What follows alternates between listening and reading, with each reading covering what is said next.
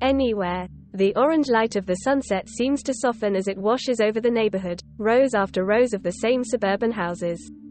For a moment they look like perfectly squared, immaculate cubes of bright whites and pinks. Then Harper blinks and every detail that makes a house comes into focus: terracotta roof tiles, the texture of the plaster, an array of aligned windows.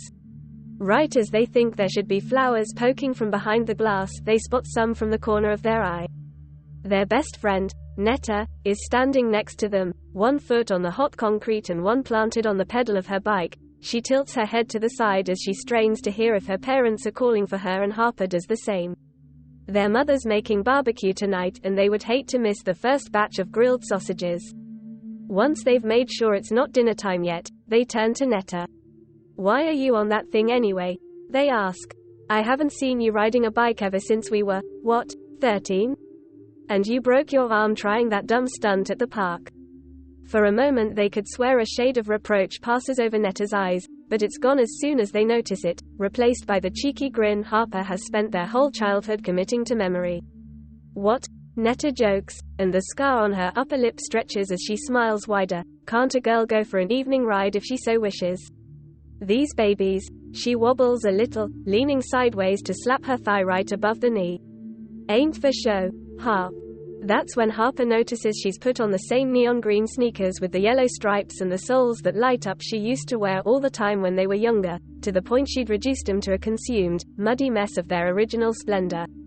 It's weird. There should be no way they'd still fit her feet years later, not with the growth spurt she hit last summer at least. But before Harper can ask her about it, a voice rings out from the direction of Netta's house.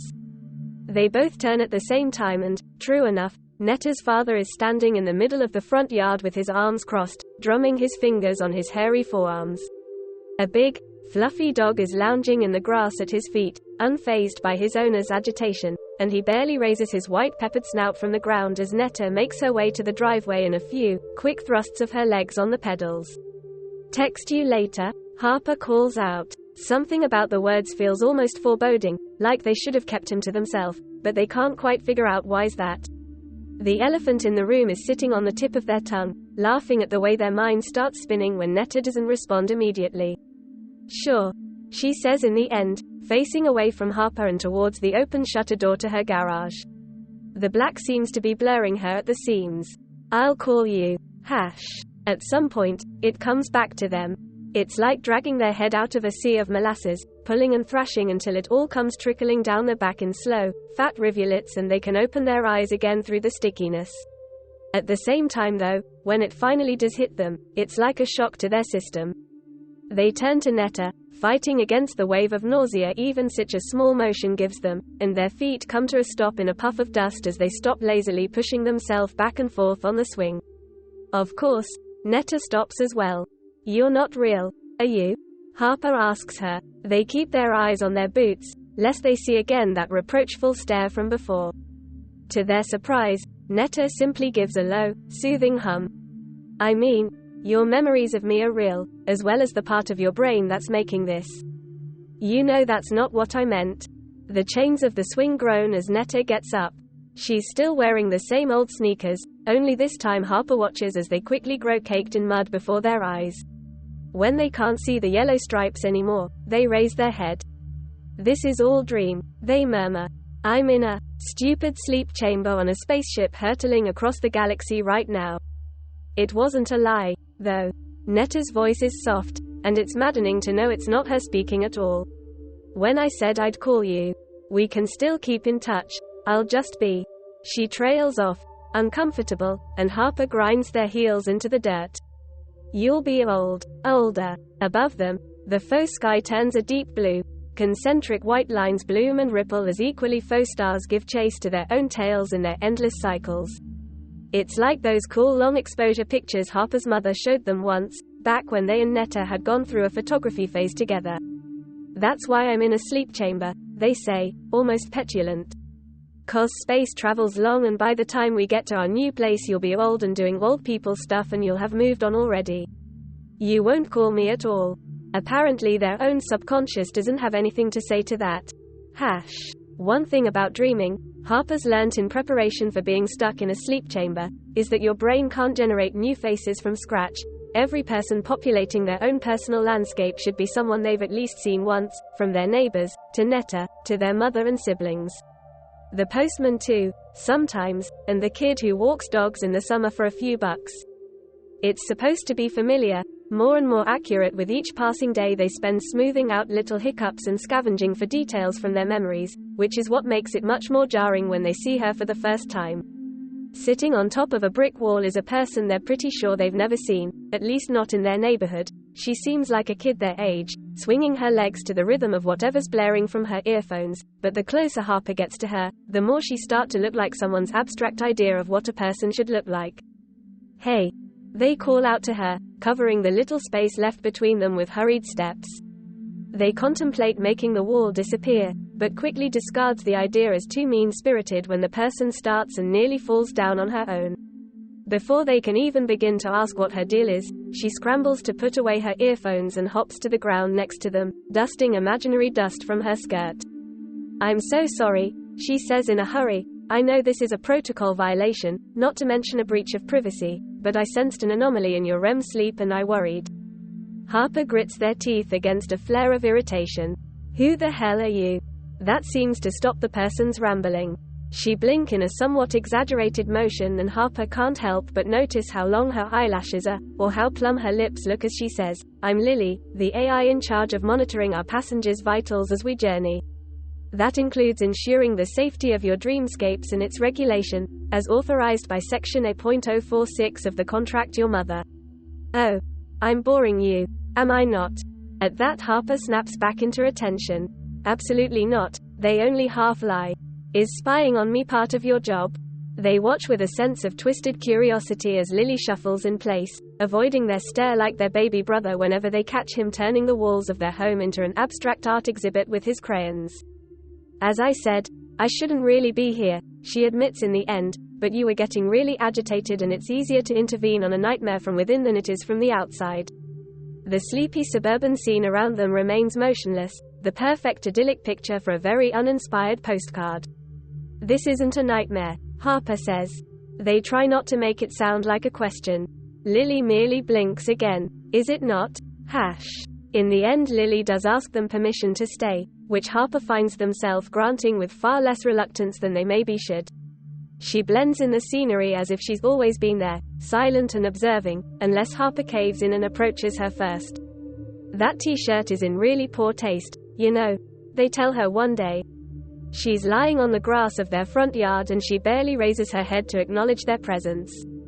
"This sun you've dreamt up is nice," she says, a non-answer. "I like it a lot. What about my t-shirt?"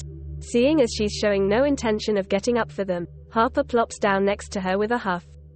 It's not like here they have to even worry about the grass staining their clothes if they're not careful. They take a good, hard look at the offending t-shirt. It's got a print of a treasure chest with stylized eyes on top of it and sharp teeth poking from the half-shut lid. "Don't you think a mimic's kind of edging on dark humor given our whole situation?" they ask. Lily has the gall to look at them straight in the eye and say, "I was not programmed to have a sense of humor at all. Apologies. Would you like to issue a complaint to my manufacturer?" Laughter shines through the cracks of her voice on the last few syllables and Harper watches, thoroughly unfazed, as she proceeds to break into a giggling fit at her own lackluster joke. Maybe they should issue that complaint. Instead, they clear their throat. "Hey, do you have a body out there?" That seems to get Lily to sober up, and she turns her head towards them with a sheepish smile. The teal dots of her buzz cut shine as brightly as the lush, trimmed blades of grass as the light hits them. "Yeah, I do," she nods, staring into the middle distance. "Though not as, organic as this one. Not that this form is actually organic, I guess.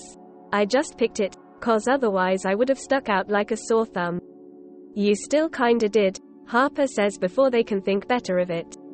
They try and fail not to feel too bad when Lily goes saucer-eyed, but at least she's looking at them now. They hurriedly continue, "Organic's overrated anyway if you ask me.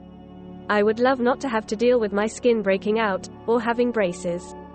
It all sounds very lame to Harper, but it startles another laugh out of Lily, which does make them feel a little better about their tact and lack thereof.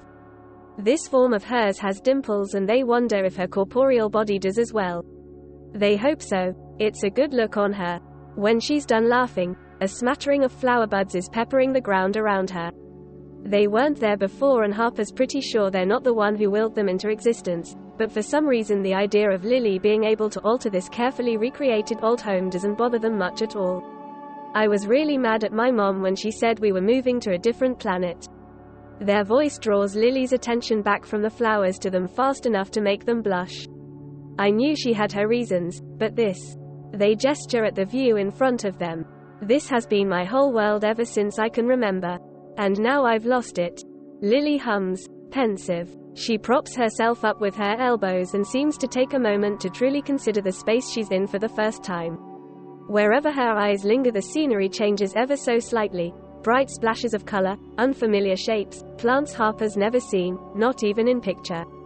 The driveway to Netta's house slithers like a live snake with scales made of glistening cobblestone. Then, in the sort of abrupt way that seems to characterize everything Lily does, it all goes back to normal. Are you upset? She asks them. She smiles when they shake their head. Good. I was worried you'd kick me out, to be honest. Truth be told, Harper's got a lot to say about the whole ordeal, but all that comes out of them is a strangled, I wouldn't kick you out. Then, why do you do that?